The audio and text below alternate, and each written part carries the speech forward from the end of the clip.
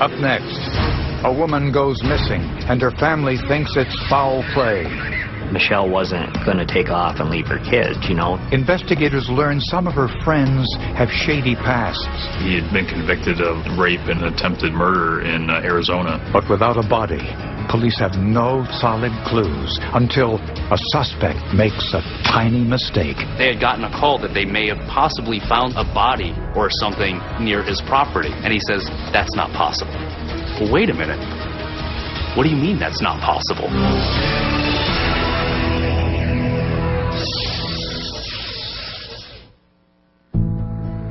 On a cool September morning in the small town of Owego in upstate New York, Cal Harris woke early, as he usually did, to help get his 2 children ready for school and get to work.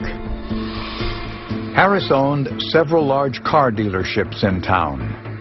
But on this morning, he discovered his wife hadn't returned home from her waitressing job the night before.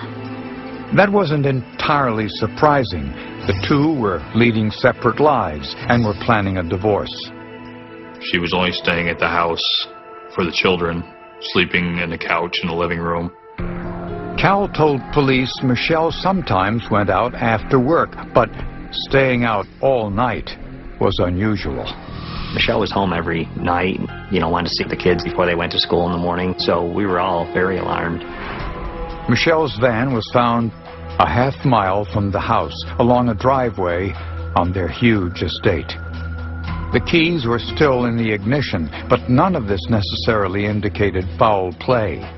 He figured she met somebody at the end of the driveway to go drinking, left the van there and left with that person, and just hasn't come back yet. We found no blood, no damage to the vehicle. And police found nothing suspicious inside the home. We could look wherever we wanted, and we checked every room of the house. We didn't notice anything out of line. Troopers and search dogs, even scuba divers, searched the Harris' 250-acre property, which presented more than the usual challenges. There's a large number of laid-up wells, so we brought in an underwater camera and searched all those wells as we were doing the organized searches in the woods. They had helicopters, they had divers in the lake. Nothing. No clothing, no blood, no bones, no nothing. They found literally no trace of her outside of that house. Police traced Michelle's whereabouts for the night before.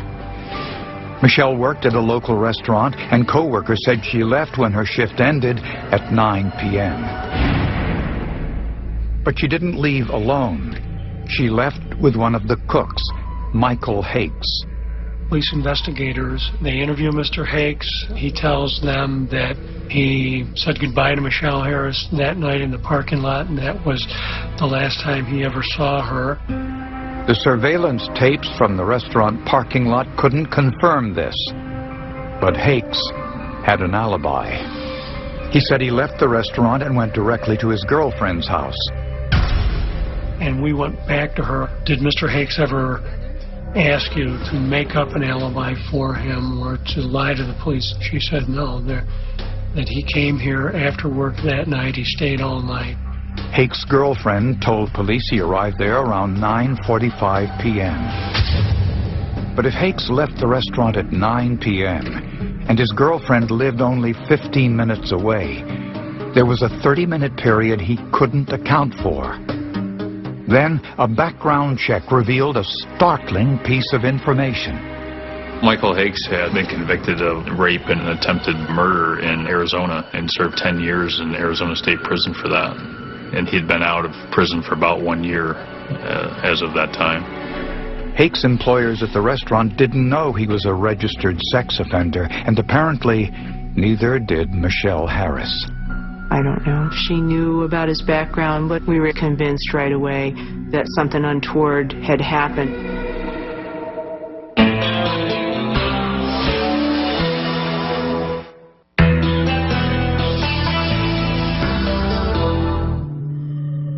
Police in upstate New York were baffled by the disappearance of Michelle Harris. All they knew was that she failed to return home from her waitressing job, and her abandoned car was discovered a half-mile from her home. Michelle left the restaurant with a co-worker, Michael Hakes, a convicted sex offender, although no one knew he had a felony conviction at the time. When analyzing Michelle's van, criminalists found 2 different sets of fingerprints on the driver's side door. That's something of, great significance to a case. The fingerprints did not match Michelle's co-worker, Michael Hakes. So police searched Michelle's cell phone records, and they revealed a man named Brian Early called Michelle on the night she disappeared. He did call her on her cell phone that night, left a message for her, asking her to stop by his place. Brian Early and Michelle Harris had been dating for the past year. He had recently moved from Philadelphia to upstate New York so he could be closer to Michelle. She certainly saw a great deal of him, and they both had very strong feelings, and they were taking concrete steps to move forward. When police questioned Brian, he admitted seeing Michelle the night she disappeared, but said she left his apartment around 11 p.m. He says he walks her out to the car, kisses her goodnight, and she leaves in her van, and that's the last time he ever saw her. And that, as far as anyone knows, is the last time she was seen alive. Fingerprint technicians identified Brian Early's prints as the ones on Michelle's car door. But Brian Early said this was consistent with his story, that he leaned in through the window to kiss Michelle goodnight, and he insisted this took place in his apartment's parking lot. Although Brian was the last known person to see Michelle alive, police also had to consider the possibility Michelle's estranged husband was somehow involved. Michelle and Cal were going through a divorce, one that would be very costly to him. Cal Harris owned 6 car dealerships. The car dealerships were very successful. Cal made a settlement offer of $750,000, which was rejected. And shortly before Michelle's disappearance, the divorce court ordered an independent valuation of Cal's business. The valuation alone would cost him $30,000. I think when he had gotten the certified letter of the $30,000 for the CPA, he was furious. I've yet to hear of anyone getting divorced, male or female, that likes to give up a dime to the spouse that's leaving. That's never a happy prospect, no matter what your station in life. Cal Harris also had a history. To his neighbors, it was hardly a secret. We saw the side of him in his past relationships where there was incidents of domestic violence and controlling behavior. So police asked Cal Harris, Michelle's boyfriend, Brian Early, and the cook at the restaurant, Michael Hakes, to take polygraph examinations. One of them refused.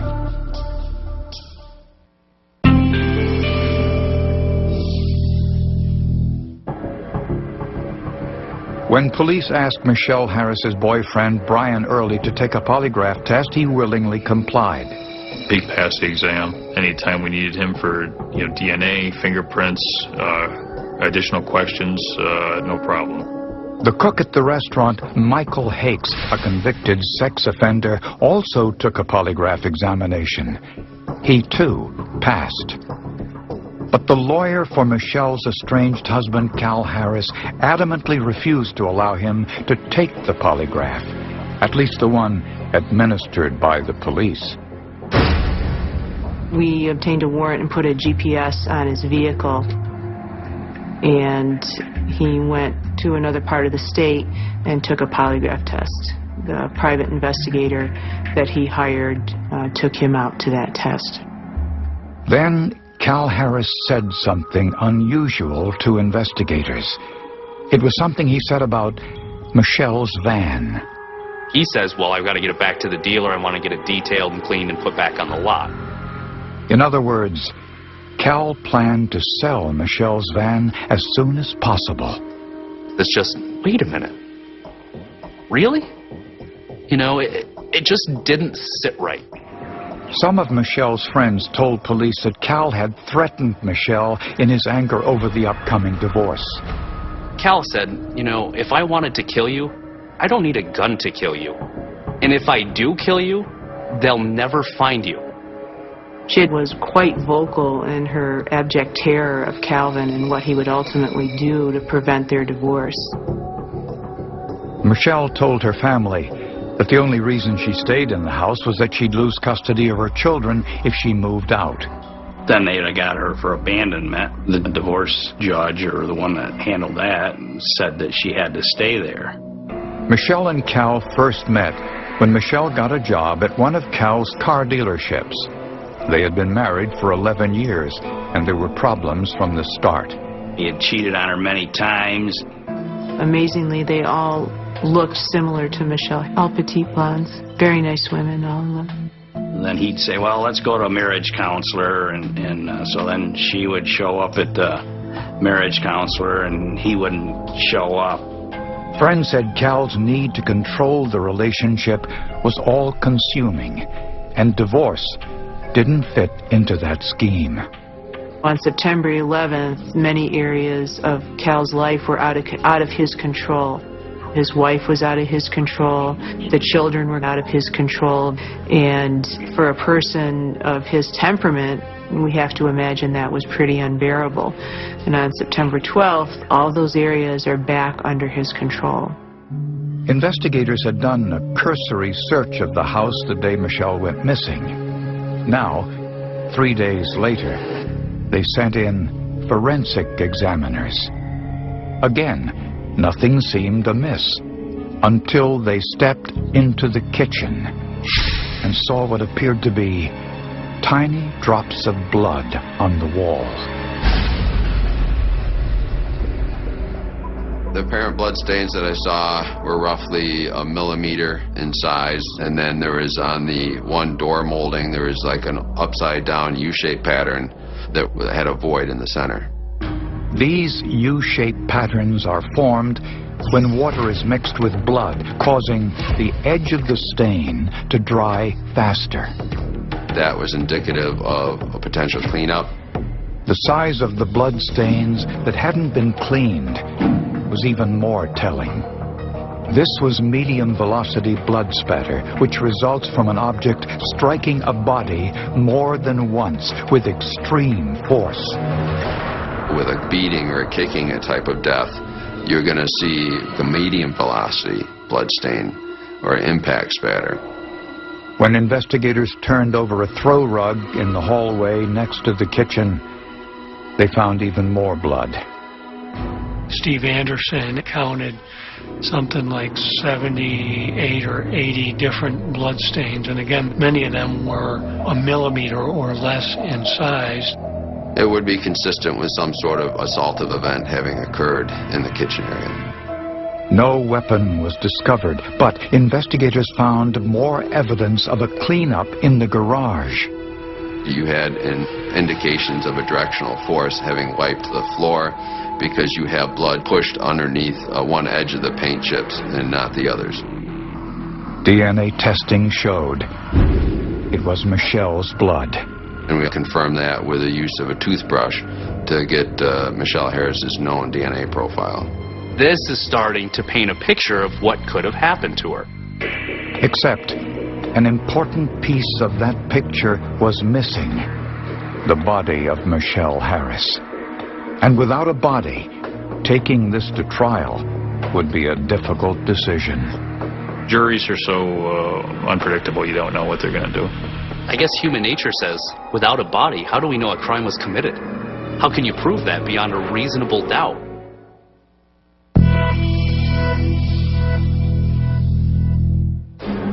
Blood spatter evidence indicated Michelle Harris had been attacked in her kitchen. Michelle's blood was also found on the garage floor. The amount was difficult to judge. I cannot accurately provide you with an estimate of the original amount of blood that was there. We're dealing with what was left over. The only question was, where was her body? Her estranged husband, Cal Harris, had a motive. Their upcoming divorce was going to be very costly to him, and he made numerous incriminating statements to friends. He was at a family picnic after she had disappeared. They had gotten a call that they may have possibly found a body or something near his property. And he says, that's not possible. Well, wait a minute. What do you mean that's not possible? As the search for Michelle's body continued, Cal went on with his life. Within days, he sold Michelle's clothes and kept seeing his girlfriend. He asked that girlfriend to come to his house on the night of Michelle's birthday at the end of September. And she was afraid that Michelle was going to come home. And he said, don't worry, she's not coming home. Investigators found no blood on or in any of the family's vehicles. Coincidentally, Cal had his truck washed at his car dealership the day Michelle went missing. But if Cal did it, how did he get Michelle's body out of the house? He could have put her in a garbage bag or wrapped her in a blanket. Again, we don't know. Although prosecutors arrested Cal Harris and charged him with Michelle's murder, they waited several years before bringing the case to trial. They feared the defense would argue that Michelle was still alive. We wanted to take away that argument from the defense that, you know, for all we know, she's not even dead. It was difficult for Michelle's family to deal with Cal while he was out on bail awaiting trial.